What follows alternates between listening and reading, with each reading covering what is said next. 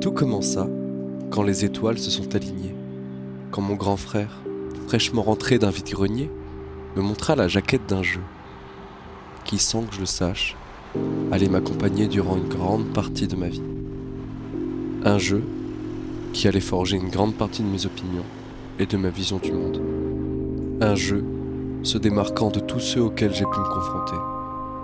Mon expérience du jeu vidéo à cette époque-là était encore assez maigre, mais tout de même diversifiée. J'avais déjà pu dévorer quelques jeux Lego ou d'autres jeux d'aventure sur la PSP.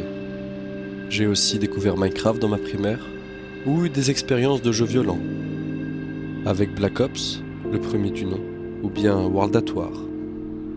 Mais jamais encore, je ne m'étais confronté à un jeu de rôle occidental. Je ne m'étais pas encore engouffré dans la brèche. Une brèche dans laquelle je me suis encastré bien trop longtemps. Un leurre inavoué. Une fausse sensation de liberté que je croyais n'obtenir uniquement lors de mes sessions dans ces mondes fictifs.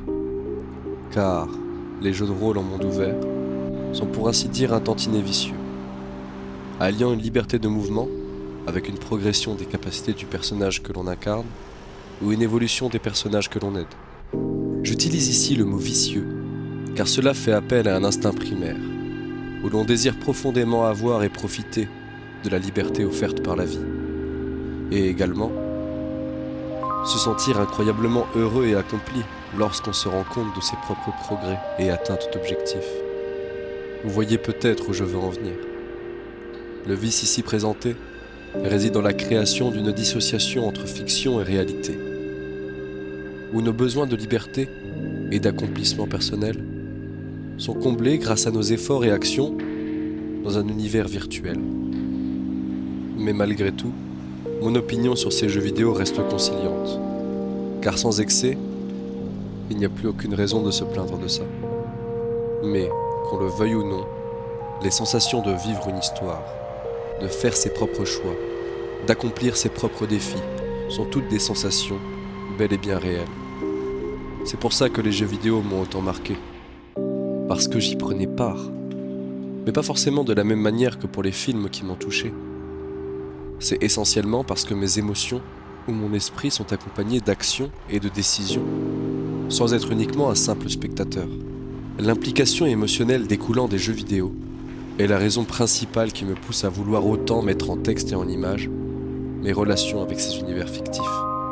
Ils sont pour moi comme des pèlerinages, des chemins de vie, des passés impactants, qui ont autant fait de moi la personne que je suis que la somme de toutes mes expériences vécues au-delà du virtuel. Même si dans le fond, ils ont été pour moi des pièges ou des prisons, je définirais ce type de jeu vidéo un peu comme une sorte d'entrave volontaire, plutôt qu'un internement forcé. Et la première occurrence de cette entrave mentale était celle de Fallout 3. Je vais tenter ici de vous décrire ses qualités, ce qui m'a fait plonger corps et âme dans cet univers, ce qui m'a donné autant envie d'y retourner, jour après jour, avec sa manière de jouer totalement nouvelle pour moi, et son identité propre à lui qui m'a happé comme un grand hameçon doré, me promettant monts et merveilles. Toutefois, je tâcherai de vous dissimuler les intrigues principales et secondaires, ainsi que leurs rebondissements.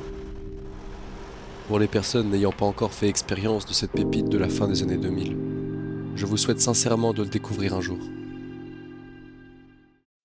Revenons au jour de la découverte, où mon frère me montra cette jaquette. Cette jaquette, qui avant même d'avoir vu une seule image du jeu, avait réussi à attiser tellement de curiosité. Je me questionnais d'avance. C'est quoi cette armure? Qui la porte? Est-ce que je pourrais aussi l'utiliser?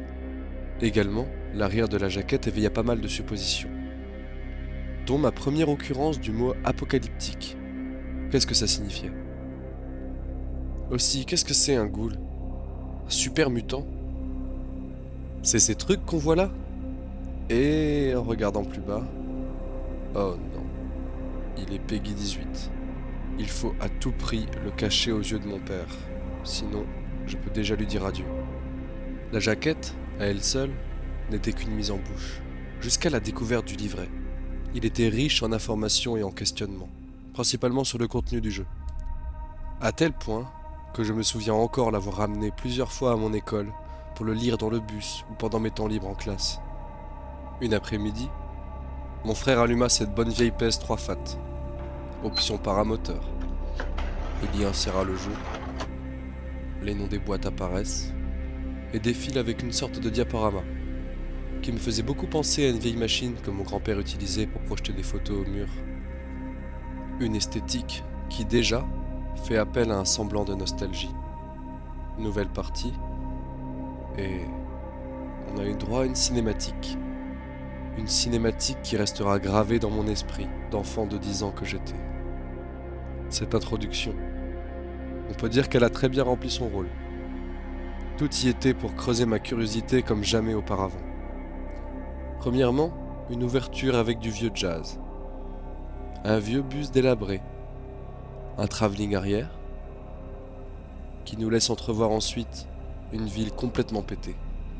Et qui finit encore sur cette armure qui me faisait déjà baver. S'en suivra une description de l'univers. Mais tout m'était encore flou et me rendait assoiffé de savoir. C'est quoi les abris? Pourquoi il y a eu une guerre nucléaire? Et est-ce qu'on pourra tirer sur des trucs? L'on arrive enfin à la première scène du jeu. Et cette scène fait un bouleversement dans mon parcours de joueur. Jamais je n'avais vu un jeu où l'on commençait par la naissance. Je découvrais pour la première fois ce qu'était un jeu de rôle, où l'on décide nous-mêmes de l'identité et de la psychologie de notre personnage. Oui, à ce moment-là, je n'avais encore rien vu. Je ne connaissais pas encore Fallout New Vegas et ses infinies possibilités. Mais déjà, ce sentiment de liberté et de choix s'imprégnait dans mon plaisir de jeu. Un sentiment totalement nouveau. Je vous épargne les détails du long prologue, servant essentiellement à nous habituer à une vision du monde ayant encore un semblant d'ordre et de morale. Avec par exemple un système scolaire, des emplois stables et une entraide servant à la survie. Tout cela accompagné d'aides technologiques et des prémices sur ce à quoi ce monde pourrait ressembler, avec par exemple des robots, des ordinateurs portables nucléaires ou encore des horribles cafards géants grignoteurs d'orteils. Mais tout le long de ce prologue, l'on ressent surtout de la part des habitants une crainte maladive de l'extérieur et de ses dangers. Crainte ne servant uniquement qu'à accentuer notre curiosité et notre soif d'aventure. Vient alors ce moment fatidique, où face à cette porte d'acier géante, se trouvent deux adolescents, ayant grandi ensemble et faisant leurs adieux. Harcelés encore par des gardes de sécurité, mais fuyant à la seconde même où l'on franchit le seuil. Pourquoi avoir peur de l'extérieur à ce point-là? Ils avaient peur d'une seule chose. Une chose qui allait me soulever au callback et me mettre une trentaine de claques à la Obélix. La liberté. Une carte gigantesque où l'on se trouve en plein centre, qui s'offrait à moi, et se dévoilait après un aveuglant soleil, éclairant ces plaines sales, mais remplies de bâtiments, tous prêts à être explorés. Mais ça, je ne le savais pas encore. Comme je l'ai expliqué plus tôt, je n'avais aucune expérience des mondes ouverts, si ce n'est peut-être à la limite Crash Tag Team Racing ou les vieux GTA. Mais on est loin de la taille de la carte de Fallout 3. Mon premier chemin était légèrement atypique. Normalement, le jeu aurait voulu que je me rende directement à la localité de Megaton, où se trouvaient assez de personnages pour nous permettre de se sentir en sécurité, d'en apprendre un peu plus sur la survie, sur l'univers en lui-même et sur ce que son monde a à nous offrir. Mais non. Ma curiosité me poussa à explorer le village en ruine de Springvale, où j'ai rencontré mon premier personnage extérieur à l'abri. Déjà, le ton fut donné. Une ancienne prostituée alcoolique et droguée, ayant fui son proxénète, mais lui devant encore des dettes, se trouvait devant moi. J'ai alors décidé de lui dire que je l'aidais, et me retrouvais avec une petite somme de capsules en poche. C'était ma première introduction à cette monnaie étrange. Des capsules de bouteilles. Je trouvais cela à la fois absurde et fascinant. Comment en sont-ils arrivés là? Concernant cette femme, juste déjà à voir dans quel état se trouve son lieu de vie, j'ose à peine imaginer ce que cette personne a pu vivre de pire. Je continuais donc ma route. Peut-être allais-je tomber sur son Mac pendant mon chemin. Il doit forcément être dans ce gros bâtiment, si je suis ma logique. Monumentale erreur. Une fois le temps de chargement fini, me voilà instantanément confronté à l'horreur que ce jeu peut offrir. du sale, du gore et de la peine. S'imaginer une seule seconde être à la place de ces personnes découpées en charpie me faisait peur tout en me dégoûtant amèrement de la nature humaine. En entendant au loin des dialogues de personnes étant peu recommandables, je savais que j'étais au mauvais endroit pour survivre décemment. Je me fis donc, en toute logique, tuer assez facilement, n'étant pas encore accoutumé aux mécaniques simples de loot, avec la gestion d'items de soins et de munitions. Après mûre réflexion, ces premiers moments que ce jeu m'a offerts m'ont fait entrer très tôt en confrontation aux pires vices que l'humain pouvait s'infliger à lui-même et à ses semblables. Que cela soit des représentations des ravages de la drogue, de l'alcoolisme et de ses répercussions, de la prostitution et du proxénétisme, et en allant plus loin dans la réflexion, l'esclavage. Et même pour couronner le tout, la torture et le meurtre. Des thématiques fortes pour un enfant toujours pas entré au collège. Mais c'est en partie ce côté trash, sans pincettes, allié à cette liberté sans pareille, qui me faisait dire au fond de moi, tu as le choix, deviens qui tu veux. Cela m'a définitivement fait dire que ce jeu a le potentiel pour me rendre accro. Tu veux être un connard égoïste, ne pensant qu'au plaisir vain, ou bien tu aimerais faire le nécessaire pour t'aider à survivre et pour ensuite pouvoir aider les tiens. Ce jeu m'a accompagné durant la construction des fondations de ma morale.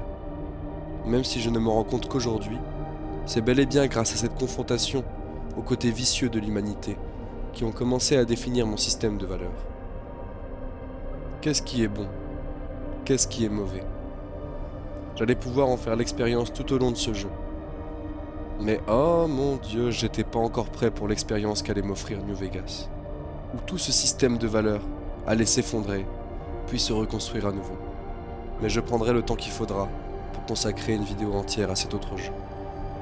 Pour l'instant, revenons à cette dualité simple et réconfortante du bien et du mal. Fallout 3 parvenait à me faire sentir des émotions totalement contraires au même instant. C'était, selon moi, une de ses plus grandes qualités. Pouvoir ressentir de la peur et de l'amusement au même moment, grâce au jazz de notre radio pendant les combats, pouvoir à la fois rire et être triste face à une situation narrative mêlant tragédie et comique, comme l'histoire de cette goule, tenancier du bar de la localité de Megaton, qu'on peut, si on le souhaite, simplement le maltraiter en l'injuriant, ou alors essayer de comprendre son quotidien. On découvre alors qu'il est endetté, et à la botte du propriétaire du saloon dans lequel il travaille. Ce même personnage, qui nous avait déjà été introduit plus tôt par la femme qu'on a décidé d'aider en dehors de la ville. En étant simplement curieux, j'ai pu être introduit alors au concept de rapport de dominant-dominé, du pouvoir servile de l'argent, et à une idée propre à cette licence, la goulophobie, donc l'impact concret des discriminations. Et toutes ces réflexions après n'avoir parlé qu'à un seul personnage. Ce contraste entre humour et malheur sera omniprésent tout au long de l'aventure. Et je trouve cette dualité juste. C'est une bonne représentation, selon moi, de l'équilibre du bien et du mal qu'on va pouvoir retrouver dans notre monde. Un peu comme la force dans Star Wars. On aurait du mal à percevoir la valeur du bonheur sans existence du malheur. Idem pour la souffrance et le plaisir, pour l'ordre et le chaos. C'est bon, j'étais déjà tombé amoureux de ce jeu, de son univers, de son propos, de son esthétique, de son gameplay. Tellement que je ne pus m'empêcher d'y penser toute la journée quand j'étais à l'école. J'en parlais à tout le monde, ou plutôt je saoulais tout le monde avec ça. J'étais tellement impliqué dans ma quête de découverte, d'exploration et de savoir, que le jeu prenait de l'espace dans mon quotidien physique. Jusqu'à même imprimer la carte du jeu pour en apprendre ses recoins. À aussi m'entraîner à la course à pied pour me sentir capable de faire autant de kilomètres que le personnage que j'incarnais. Ce jeu m'a surtout transmis un amour de l'exploration, que je m'empresse le plus régulièrement possible de sustenter, que ça soit par du vélo, de la course ou de la marche, quand je n'avais pas la capacité, ou le droit, d'allumer cette bonne vieille PS3. Pour ses conséquences bénéfiques sur ma vie, je ne le remercierai jamais assez. Je le remercie également de m'avoir introduit aux jeux de rôle occidentaux. Parce qu'ensuite, on suivit Skyrim, Fallout New Vegas, Dead Island ou Borderlands dans une moindre mesure. ou encore d'autres aventures inoubliables, comme celle de Stalker. Je suis tombé dans cette passion du genre pour plusieurs choses. Notamment pour les boucles de gameplay que nous offrent ces différents jeux. Je vais tenter de résumer ce qui m'a pris aux tripes à ce point dans cette façon de jouer. Je dirais que ce qui m'a marqué le plus, avant toute chose, est essentiellement cette gigantesque carte, qui nous pousse à vouloir tout explorer, découvrir plus d'objets utiles, d'armures plus belles et plus efficaces, et de trouver de nouvelles armes disséminées. D'autant plus après avoir découvert l'existence de variantes d'armes et d'armures uniques. Quand j'ai découvert ça, il fallait à tout prix que je les trouve toutes, en explorant chaque recoin, en fouillant chaque étagère de chaque bicoque délabré. Avant ce jeu-là, je ne connaissais même pas la mécanique simple de loot. Donc vous n'imaginez même pas la stupéfaction de découvrir qu'on pouvait porter plein d'armes différentes sur nous, qu'on pouvait tout ramasser, que les ennemis en mourant te donnaient de nouvelles manières de jouer. C'était également une introduction assez simple sur le monde fascinant et complexe des calibres. Mais ça, bien avant la confrontation aux univers de Stalker et de Tarkov, qui eux me firent tomber dans un gouffre bien plus profond. Petit à petit, la boucle de gameplay s'installa. Elle consiste en une succession d'explorations qui mènent à des combats, puis à de l'apprentissage de l'histoire du lieu, suivi d'une fouille minutieuse qui permet de s'équiper de mieux en mieux. On se balade tranquillement tandis que l'on aperçoit au loin une tour radio. On s'y rend par curiosité, mais un ennemi nous y attend. On s'en débarrasse, on ramasse des objets, on en apprend un peu sur l'univers ou pas, et on recommence. C'est très vulgairement simplifié, mais cette boucle si simple est ce qui a contribué à me faire retourner sur les jeux Bethesda encore et encore. On se sent continuellement récompensé par nos choix et par nos actes. Mais j'avoue avoir beaucoup plus exploré ce monde grâce aux quêtes qu'il m'a offertes. Autant grâce à la quête principale, où l'on doit retrouver son père parti en fugue, qui nous mènera à explorer quelques localités et faire la rencontre de différentes factions. Ou alors, les quêtes secondaires, qui nous font aussi voyager un peu partout, en nous en apprenant davantage sur cet univers, mais en ayant moins d'importance sur le destin de notre personnage. Cependant, il y a d'autres quêtes, qui, elles, ne sont pas répertoriées. Elles peuvent être une simple allusion d'un lieu lors d'une écoute de discussion, comme une goule faisant référence à la petite ville d'Underworld, d'une phrase qu'on peut entendre à la radio parlant d'un lieu ou d'une faction. Ou alors, on peut par exemple trouver une note sur un cadavre, nous parlant d'un endroit où l'herbe et les arbres pousseraient sans être rongés par les radiations. C'est ce genre d'énigme que je préférais, et la satisfaction d'enfin trouver ce lieu après tant de spéculations est ce qui me poussait à vouloir écouter chaque dialogue, lire chaque note ou terminale, et parler à chaque personnage. Peu importe la recherche de mon père, je me devais de tout trouver. Et cette liberté de choix, de choses qu'on se dit de faire, d'endroits précis où on aimerait aller, ou de quêtes spécifiques qu'on veut accomplir, me plaisait énormément. Enfin, un jeu où l'on n'a pas l'impression d'être l'esclave de l'histoire. En quelque sorte, on crée sa propre histoire. On est libre d'être qui on veut. Et ce grâce à plusieurs facteurs. À chaque montée de niveau, nous pouvons améliorer nos compétences, ce qui permet d'affiner les capacités de notre habitant d'abri, le rendant plus compétent dans un domaine ou dans l'autre. Si on a en tête d'en faire un intello qui se bat mal, on va se concentrer sur l'amélioration de la compétence médecine ou réparation. Si on veut le définir comme une grosse brute, on augmente le combat à main nue ou les armes de mêlée.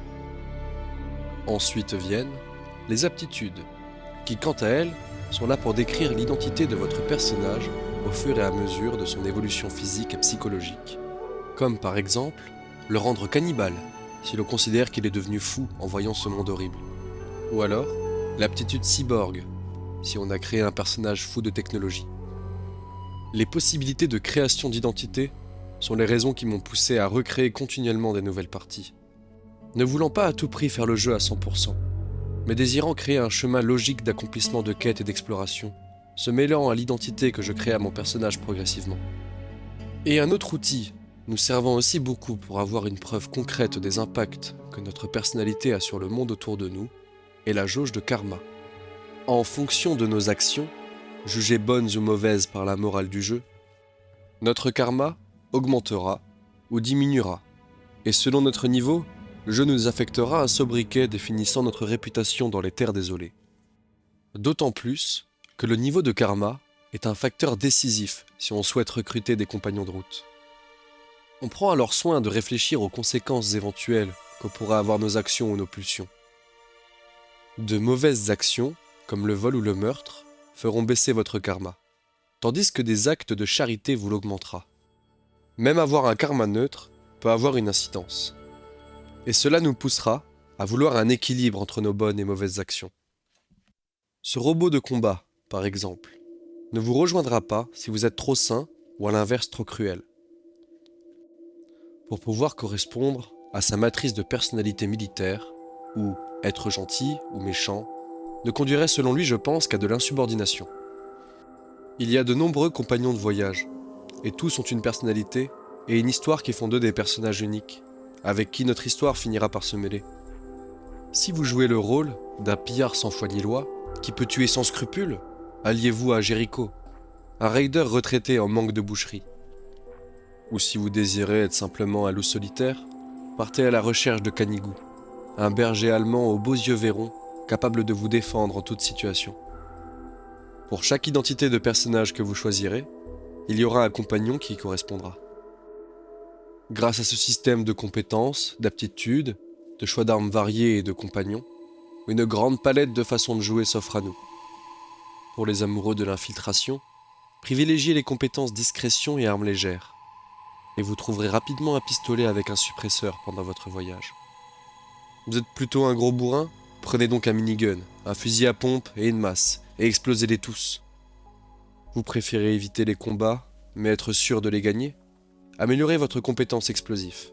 Mettez des mines partout, comme ça personne ne pourra vous approcher. Ma façon de jouer pendant ma première partie n'était pas encore établie. Je jouais surtout l'accro au loot, un récupérateur infernal. Je stockais tout dans ma maison. Mes premières compétences améliorées au maximum étant la réparation et le crochetage. Absolument tout devait être à moi, et dans un parfait état. De nombreuses compétences sont à notre disposition pour rendre notre personnage plus fort dans tel ou tel domaine, et chaque spécialisation ouvrira la voie sur d'autres façons de jouer et d'appréhender le jeu. Si l'on maximise la capacité science, on pourra avoir accès à des morceaux de l'histoire de cet univers, écrits sur des ordinateurs verrouillés, que plein de joueurs seraient sûrement passés à côté sans leur prêter attention. Ou encore si on augmente la compétence discours, qui s'apparenterait à avoir le rôle d'un beau parleur ou de quelqu'un de fédérateur. Les tentatives de persuasion dans les dialogues seront plus accessibles et mèneront à des situations nouvelles que d'autres personnes, n'ayant pas augmenté cette compétence, n'auront peut-être pas accès. Comme des raccourcis pendant la quête principale, où l'on peut passer outre certaines requêtes. Alors, quand on mélange une carte gigantesque et bien remplie, des statistiques diverses et des aptitudes permettant une individualité de notre personnage, une liberté en jeu de rôle grâce au dialogue, aux compagnons, à la diversité d'armes et d'armures, là, une alchimie s'opère. Une énergie constante de toujours plus. Plus explorer, plus ramasser, plus écouter, plus lire, plus combattre, plus voir, plus expérimenter, plus vivre. Mais jusqu'à où? J'en reviens alors à mon propos sur ce terme d'entrave volontaire. Les jeux de Bethesda, ou bien d'autres jeux de rôle en monde ouvert, ont un effet à double tranchant. Car plus on a de plaisir dans ces jeux, plus l'on a envie de progresser dedans. Mais plus on progresse, plus on va y investir du temps et de l'énergie. Et donc, plus le sentiment de perte serait amplifié si on venait à y mettre fin. Ou ce sentiment de perte, proportionnel à l'investissement donné, nous poussera à jouer encore plus, et même rejouer encore plus. Même si malgré tout, vouloir y jouer reste un choix, je mettrai ma main à couper qu'il y a des mécanismes mentaux liés à nos instincts primaires de progression et d'action quand on joue à ces jeux. Encore plus sur des jeux mettant en avant à ce point la liberté. Mais soyons honnêtes, si l'on développe une addiction pour ce genre de jeu, qu'est-ce que ça a pu valoir le coup? Je n'en tire personnellement aucun remords. parce que c'est surtout arrivé dans une partie de ma vie où je n'avais que peu de responsabilités. J'en garde tellement de bons souvenirs, et non pas uniquement grâce à son gameplay, mais aussi et surtout grâce à une identité visuelle et philosophique qui lui est propre, qui a réussi à porter toute la licence et qui la portera, j'espère pour elle, pour le meilleur. Tenter de vous résumer ce qui fait le sel de l'identité de Fallout 3 n'est pas chose aisée. Peut-être qu'en décrivant l'histoire et le contenu direct de ce que ce jeu a à offrir serait plus simple. Le contexte de cet opus est le suivant. Vous êtes donc un habitant d'abri anti-atomique, à la recherche de votre père, un médecin selon ses dires, et selon sa place autrefois dans l'abri. Mais, en réalité, est un scientifique, ayant travaillé sur un projet d'assainissement d'eau à grande échelle. En partant à sa recherche, on découvrira pas à pas les enjeux géopolitiques de la région, sa situation économique et sociale, ainsi que les résultats qu'ont pu amener cet environnement aussi hostile sur la faune et la population. L'on découvrira aussi, comme un archéologue du futur, les vestiges d'une civilisation disparue, prenant place dans la capitale de Washington DC. Ce jeu nous dépeint les ruines d'un monde en perdition, où le capitalisme et la technologie ont été poussés à telle outrance qu'on peut trouver des véhicules fonctionnant à l'énergie nucléaire, ou alors des centaines de bouteilles de Nuka-Cola encore intactes. Je ne vous fais pas l'affront de vous expliquer à quelle entreprise cette boisson fictive fait référence. Mais encore si l'on prête attention aux détails disséminés dans des terminaux ou holodisques que l'on trouve sur notre chemin, ou même simplement sur les murs des bâtiments que l'on explore, on peut lire et comprendre certains récits de la vie américaine d'avant la chute des bombes, où des entreprises, comme Voltec ou Robco, respectivement la société responsable de la création des abris et l'autre, créatrice de tous les robots encore actifs dans les terres désolées, étaient en proie à de l'espionnage industriel constant, nous laissant imaginer qu'une atmosphère de paranoïa régnait dans les entreprises américaines. Une paranoïa ayant même conduit des entreprises à ne faire confiance qu'en des robots, l'humain étant probablement jugé peu fiable. Ces êtres robotiques pouvaient être employés autant pour des travaux de sécurité, de maintenance ou de gestion, ou bien pour les plus évolués, dans la recherche et même la supervision, comme ce RoboBrain, où un véritable cerveau humain est utilisé comme processeur. La peur, découlant de l'espionnage industriel, découle aussi d'une autre peur, tangible et réelle, celle de l'invasion du territoire américain par la Chine, ayant déjà commencé son invasion par l'Alaska. La dispute pour les derniers puits de pétrole disponibles sur la planète a eu un impact très important sur les populations.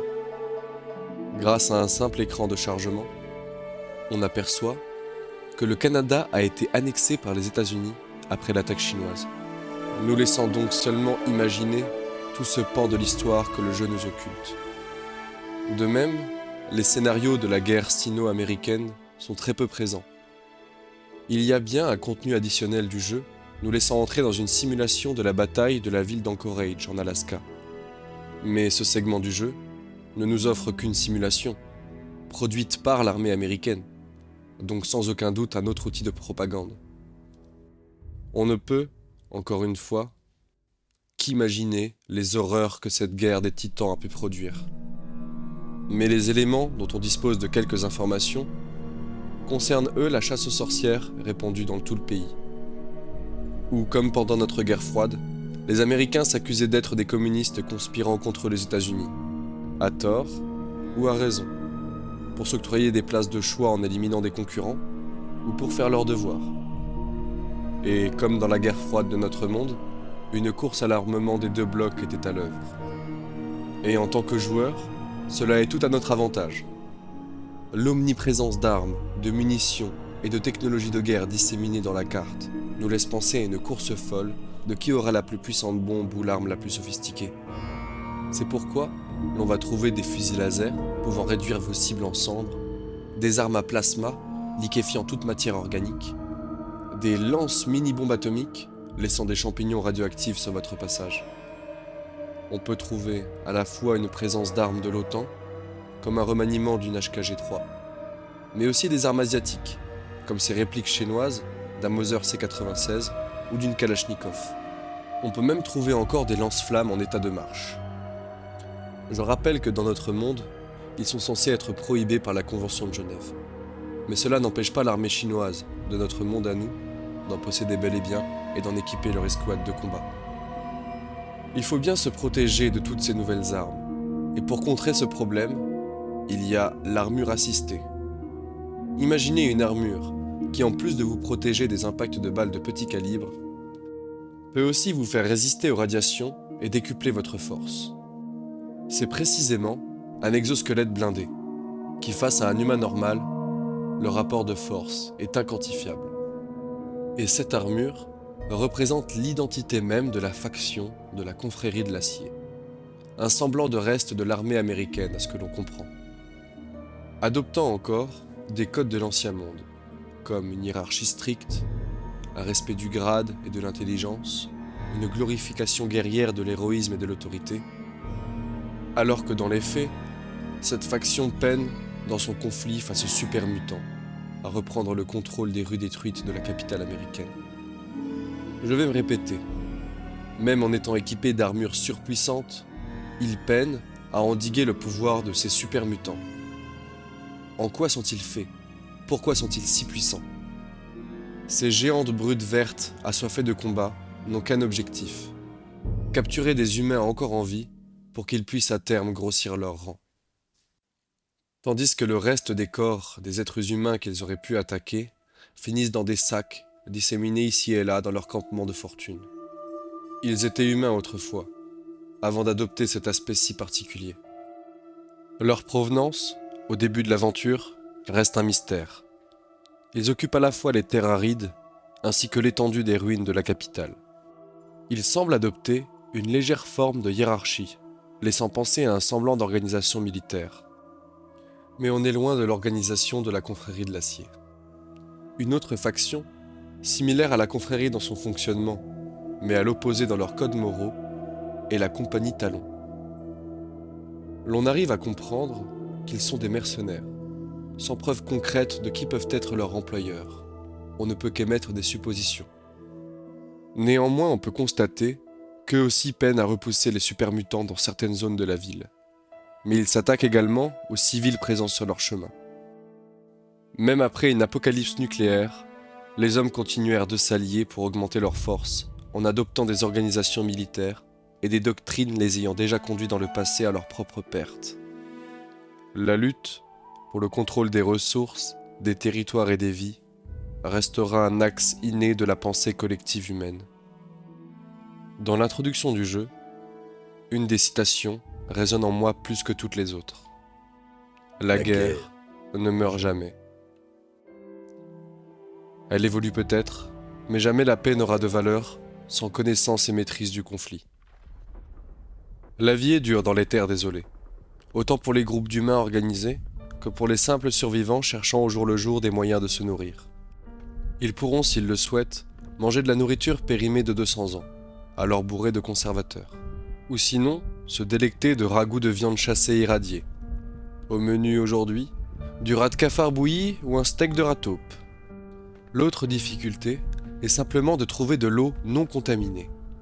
Toute l'eau en surface étant irradiée, le seul moyen de l'assainir est de la mêler à des médicaments anti-radiation rares et onéreux. Certaines localités possèdent par contre des usines de traitement de l'eau, mais au prix d'une maintenance poussée qui les contraignent à toujours trouver de nouvelles pièces. Et si ce n'était que ça, les populations souhaitant vivre décemment et dans la paix n'y parviennent pas. Ils sont confrontés à des attaques incessantes de pillards cannibales, tous prêts à commettre les pires exactions que l'on puisse imaginer pour leur simple plaisir personnel.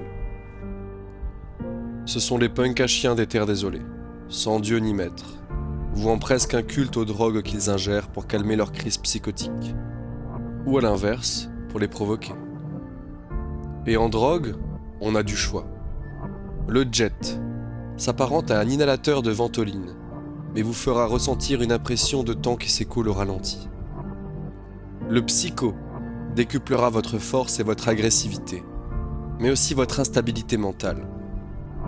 Le Medix, similaire à la morphine, vous shootera complètement, rendant vos membres indolores, mais également léthargiques. Les mentats amélioreront vos capacités cognitives en poussant votre acuité et votre concentration à son maximum. En y réfléchissant, tout ce que j'ai pu citer a son équivalent dans notre société. Il ne reste que la diversité d'alcools que l'on peut trouver, qui eux sont inchangés et similaires aux nôtres. Ajoutez à tout cela, une mécanique très intéressante est présente dans ce jeu, celle de l'addiction. C'est à ma connaissance, le seul jeu que j'ai fait mettant en scène cette maladie par son gameplay. Quand on consomme soi-même des substances addictives à répétition, on y tombe accro, nous donnant de nombreux malus, qu'il va falloir se défaire grâce à un professionnel de santé. Le fait de devenir addict dans un jeu vidéo m'a bouleversé et m'a fait prendre conscience assez tôt que rien n'était gratuit dans la vie quand il s'agissait de produits psychoactifs.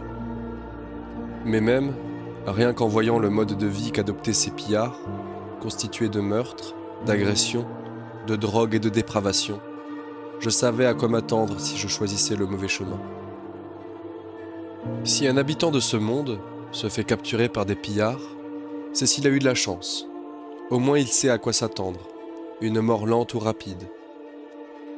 Ou encore, se faire capturer par une bande de négriers. Vous avez encore la vie sauve, mais par contre vous deviendrez esclave à vie. Muni d'un collier explosif, vous ôtant la tête si jamais vous décidiez de vous enfuir. Le pire restera, quoi qu'il arrive, le sort qui attend ceux capturés par les super mutants. Regardez cette abomination. Il m'a fallu beaucoup de temps de jeu avant que je ne me rende compte qu'au final, je ne tuais pas une créature quelconque, mais bel et bien un être humain. Un être humain qui a souffert comme je n'oserais jamais l'imaginer, voué à adopter une vie de chien de guerre auprès des super mutants. Une autre modification qu'a vu subir la race humaine à cause des radiations est la goulification. Une lente dégénérescence des cellules de la peau et de certains organes, pour finalement aboutir à cet aspect de mort-vivant. Pour les plus chanceux d'entre eux, ils parviennent à adopter une immunité à la radioactivité, doublée d'une immortalité due au renouvellement des cellules du corps. Mais en gardant cet aspect si particulier et cette voix si rauque et glaireuse. Ceux qui vivent encore en société doivent subir une discrimination et une méfiance permanente, autant due à leur physique que due au risque de transformation. Car pour les moins chanceux, une fois que la dégénérescence a atteint le cerveau, une transformation en goule sauvage s'opère, rendant la personne alors consciente, progressivement folle, et remplie d'une envie de meurtre à l'égard de tous les humains qu'elle croisera sur son chemin.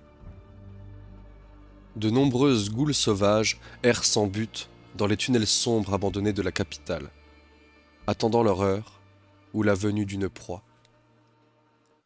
Ce ne sont pas les seuls dangers que l'on peut rencontrer dans les tunnels ou au dehors. La confrontation aux animaux mutants pouvant atteindre des tailles colossales sera de mise.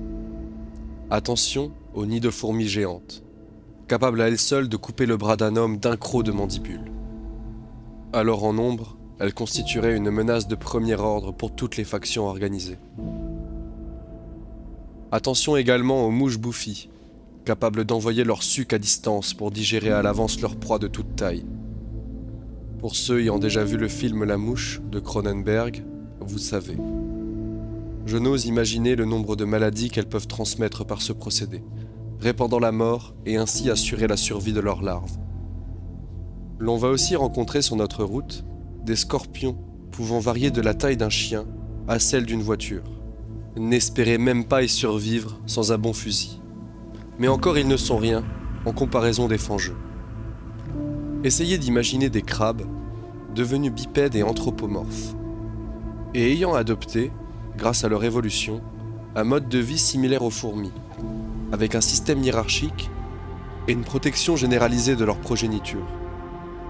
Cela nous donne les fangeux, des êtres qui, dû à leur évolution, ont développé une résistance sans pareille grâce à leur chitine corporelle, et pouvant se déplacer avec ardeur autant dans l'eau que sur la terre, leur seul point faible étant leur visage. La dernière bestiole que j'aimerais mentionner est une aberration de la nature, un pur exemple du hasard que la vie a à offrir, même si je crois que l'humain a eu son rôle à jouer dans son apparition. L'on part d'abord d'un lézard, à l'air inoffensif, et qu'on aurait presque envie d'adopter. On lui rallonge ses cornes, ses dents et ses griffes, il ne reste plus qu'à augmenter sa masse musculaire d'environ 2000%, et on obtient ceci, un écorcheur, nommé Griffemore à l'ouest des États-Unis. Il aime proliférer en meute, déchiquetant ses proies d'un seul coup de griffe. Il est le pire fléau animal sur lequel on puisse tomber dans le monde de Fallout. Craint par tous, y compris par le joueur, sauf si vous arrivez préparé. Armé d'un lance-missile, de plusieurs doses de morphine et d'une armure assistée bien solide, vous aurez peut-être une chance. Mais sans technologie adéquate, aucune chance de survivre face à un assaut de ces créatures. D'ailleurs, sans technologie de l'ancien monde, nombre d'habitants de ces terres seraient probablement morts à leur naissance ou très jeunes. L'omniprésence de la technologie est aussi ce qui a permis aux populations du XXIIIe siècle de ne pas mourir rapidement, soit grâce à la facilité de se procurer armes et munitions, due à l'ultra-industrialisation de l'ancien monde, soit grâce à la démocratisation du nucléaire avant la chute des bombes, donnant un accès presque illimité en énergie, donc en lumière, en chauffage et en savoir.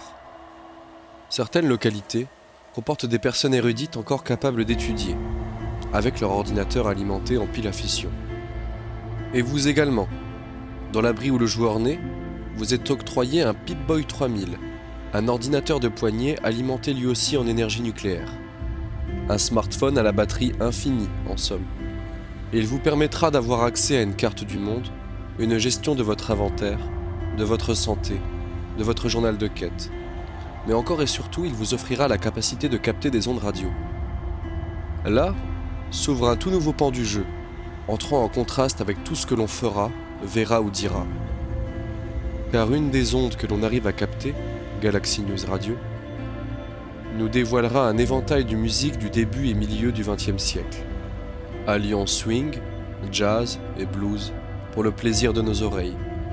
Ces musiques, remplies de joie niaise et de tristesse douce, engendrent sur le joueur une palette d'émotions contrastant indubitablement avec l'horreur de tout ce qui se mettra en travers de notre route.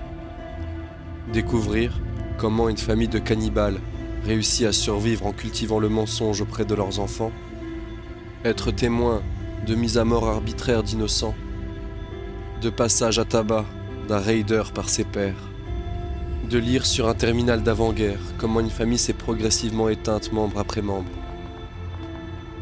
de voir des esclaves se faire tuer sommairement devant nos yeux, de tomber sur le squelette d'un enfant à côté de ses jouets. Tout en ayant aux oreilles ces styles musicaux, représente pour moi toute l'identité qui m'a fait tomber amoureux de ce jeu. Pas seulement à cause de la période où je l'ai découvert, pas seulement à cause de son gameplay nouveau pour moi, mais bel et bien grâce à ce grand contraste, d'amusement mêlé à de la peine, de compassion mêlée à une prise de recul, d'horreur mêlée à de la fascination, de découverte mêlée à la peur.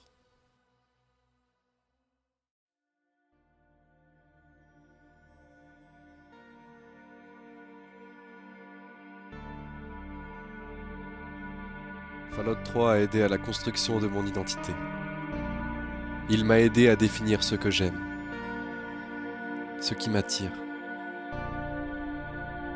Tout comme lui, je suis empli de défauts et de contradictions.